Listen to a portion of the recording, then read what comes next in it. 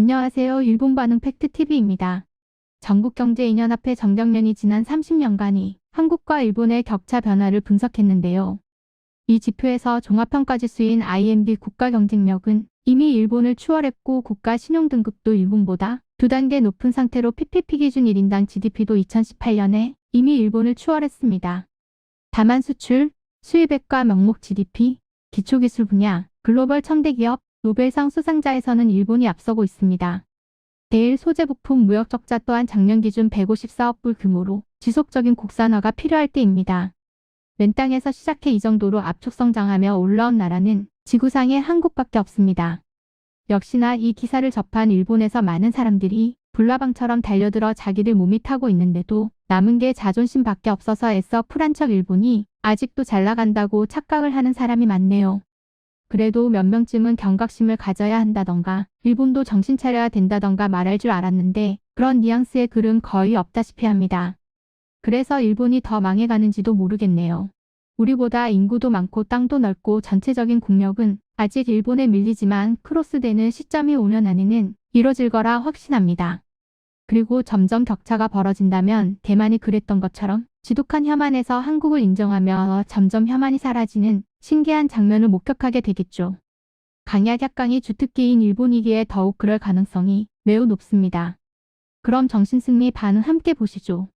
축하한다. 성장했다는 건 솔직하게 기쁜 거지. 다만 일본은 점점 옆 나라와 거리를 두는 게 좋다고 생각한다. 일본으로부터 원조를 해준다든지 일체 그런 건 없어야 된다. 일단 여러 가지 우대 혜택 줬던 것을 철폐하는 방향으로 가야 한다. 기술 경쟁력은 여전히 일본과 큰 차이라서 이제 일본 기술을 훔치기 위해 새로운 걸 기다리고 있겠지. 어쨌든 더 이상 일본의 기술, 농산물이 도난당하지 않도록 어떻게 막아야 한다. 한국은 훔치는 건 나쁘다 이렇게 생각 안 하는 나라니까.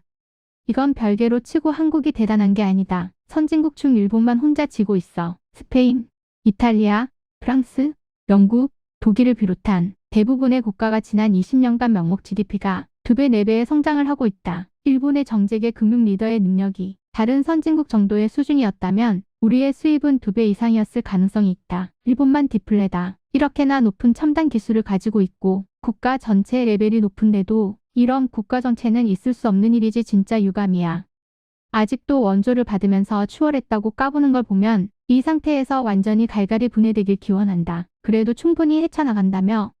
이게 뭐냐 하면 1인당 GDP를 발표하는 한국의 비즈니스 모델은 광고 비용을 타사보다 2배, 3배 지불한 결과라는 거다. 그리고 기술력이 없기 때문에 특허 사용료도 내야 한다. 이게 무슨 뜻인가 하면 GDP라는 숫자를 높이 올려도 득되는 게 아무것도 없다는 말이지. 예를 들어 조선산업은 금액이 크기 때문에 수주하면 GDP를 끌어올리기 좋다고 하는데 타국 조선업체와 수주 경쟁에서 이기려면 싸게 수주를 해야 되는데 국가에서 보조금을 받지 않고서는 회사 경영을 할 수가 없다. 반도체도 범용품을 싸게 파는 실정이다. 그렇게 인상된 GDP를 일본보다 적은 한국 인구로 나눈 1인당 GDP로 일본을 넘었다고 한들 그게 무슨 의미가 있냐? 그리고 한국은 무역 의존도가 70%나 차지하는 나라로 일본은 20%대라서 내수 위주의 국가다. 그런 내수의 나라 일본과 무역으로 비교하다니 완전히 빗나간 발상이다.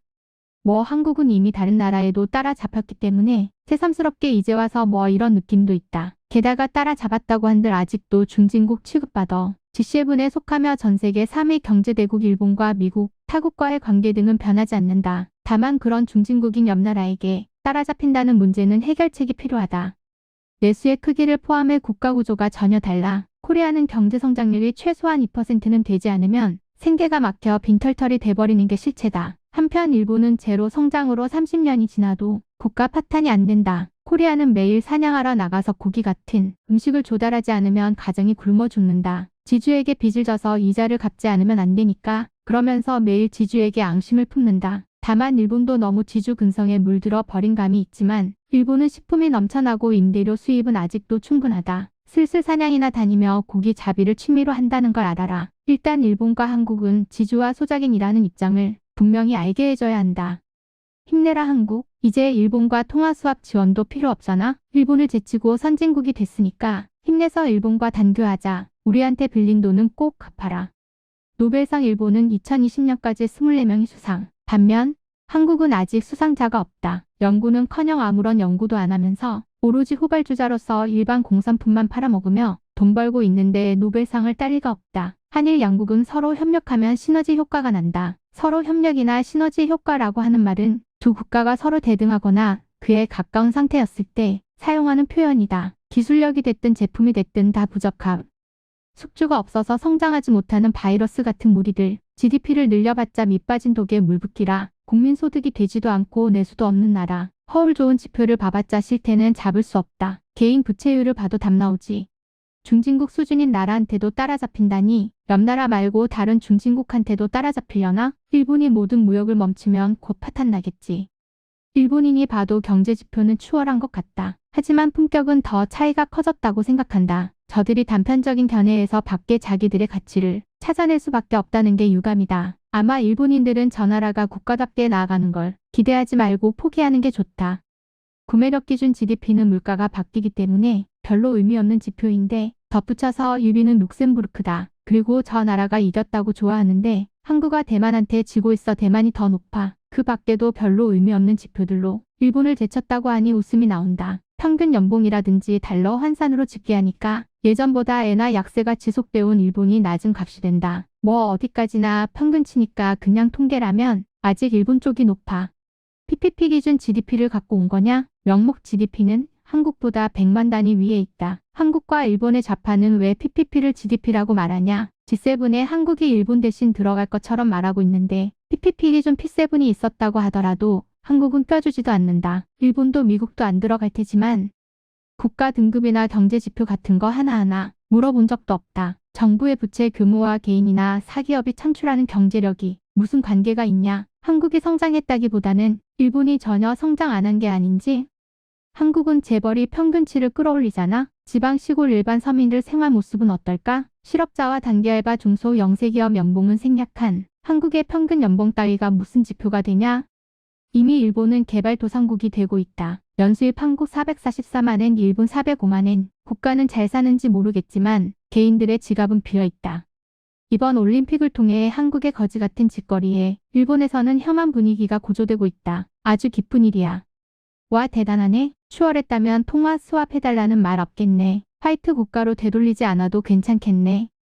이제 일본에서 금융 관련 신용장은 필요 없겠네. 적자까지 보면서 일본과 무역을 계속할 이유가 없잖아. 화이트 국가로 되돌려서 수입하려고 하지마. 금전관계로 엮이지 말고 단교하자.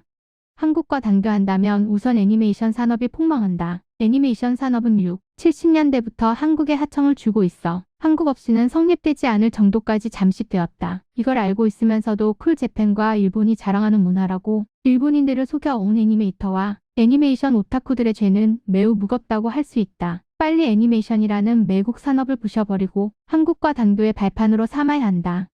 일본의 많은 국민들은 한국 따위 전혀 보지도 않고 관심도 없는데 한국 사람들만 일본과 엮이려고 이러쿵저러쿵 말도 많고 요구하는 것도 많고 돈 달라 하고 그래서 한국에 관심이 없었던 일본인들까지도 혐한파가 되어 간다. 분명히 말하지만 진절머리 난다. 게다가 하는 말투부터 치졸하고 듣기 싫어. 엮이려고 하지마.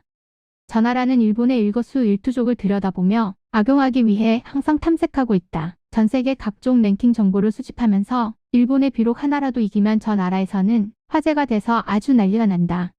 주요 경제 지표가 아니잖아. 구매력 기준 GDP 따위로 말하냐? 구매력을 기준으로 따지는 게 아니라 물가가 영향을 줘서 별로 의미 없는 지표잖아. 내수가 없어서 해외에 적극적인 한국과 내수가 잘 돌아가서 해외 물건을 고르는 일본. 서로 비교하는 건 의미가 없다고 생각한다. 사고만 저지르는 한국이 보상도 하지 않고 싸고 조악한 품질의 제품을 대량 수주해서 숫자만 올리고 있을 뿐이야. 이익과 신용을 얼마나 주고 있느냐를 보면 어느 쪽이 궁핍한지 양쪽 국민들은 모두 알고 있다. 한국과 경쟁할 필요는 없다고 생각해. 그것보다 우리들의 힘을 키우는 데 전념해야 한다. 기술을 연마의 가치를 높여서 타의 추종을 불허하는 제품을 만들고 신뢰를 배반하지 않는 제품으로 인정되어 많이들 구입하는 이게 바로 일본인의 사고 방식으로 활로 개척의 미래로 이어져 간다고 믿고 있다. 품질, 기능, 사용성 추구야말로 지금까지 일본인의 본질적인 개념과 접근 방식이었다. 거기에다 가성비와 마케팅을 잘해서 새로운 미래를 위한 동력으로 나아갔으면 좋겠다. 중국과 한국은 값싼 노동력을 이용해서 돈 벌려는 무리들이 있는데 제발 그러지 좀 마라. 창피하다. 일본의 미래는 아직 밝다고 생각한다. 한국 같은 건 비교 대상으로 쳐주지도 않는 하찮은 나라다. 더 건설적으로 미래로 눈을 돌려보자.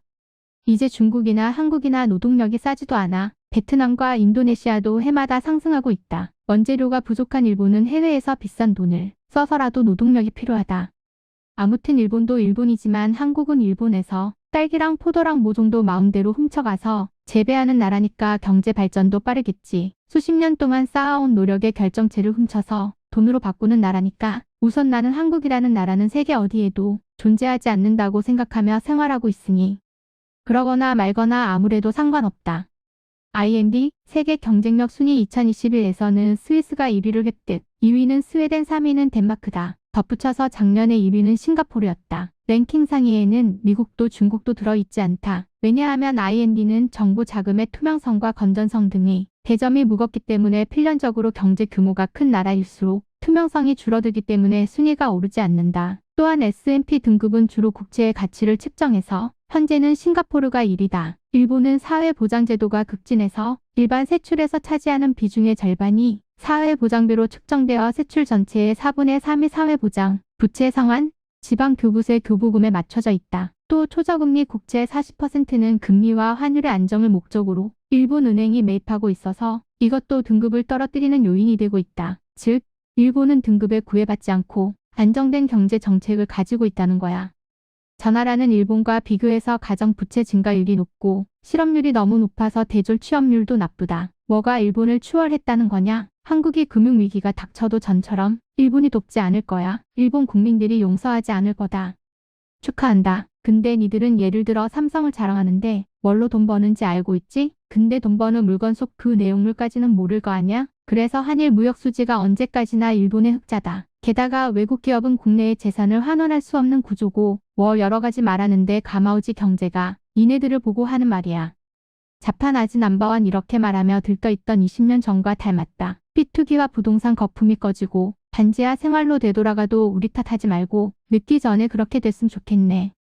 가공 조립만 하더니 나름대로 돈 좀 벌었나 보네. 그러나 1인당 GDP 1만 달러나 일본이 위인데 구매력 평가가 역전됐다는 건 그만큼 한국 물가가 싸니까 그런 거지. 싸구려 투성이.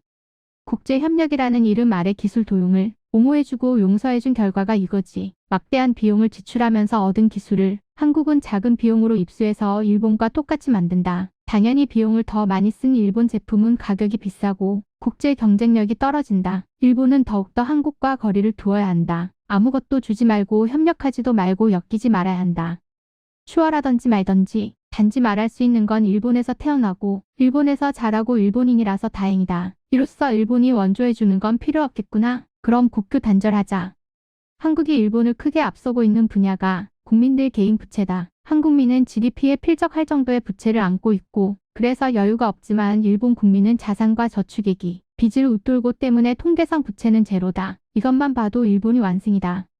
8월 15일이 가까워지네. 한국의 보수 신문들은 연일 한국 경제 위기 상황을 우려하고 있는데 이 시기에 일본에 이겼다. 이런 거나 발표하다니 역시 문 대통령의 의향이 반영된 거겠지. 또한 정경련은 모두 민주당 경제 정책을 지지하고 있을 테니 훌륭하다. 다음 대선에서는 국민의힘이 아니라 민주당 이재명이 당선되겠지. 그 사람이라면 한국을 북한과 같은 지상낙원으로 만들어줄 거라 생각한다. 행운을 빈다.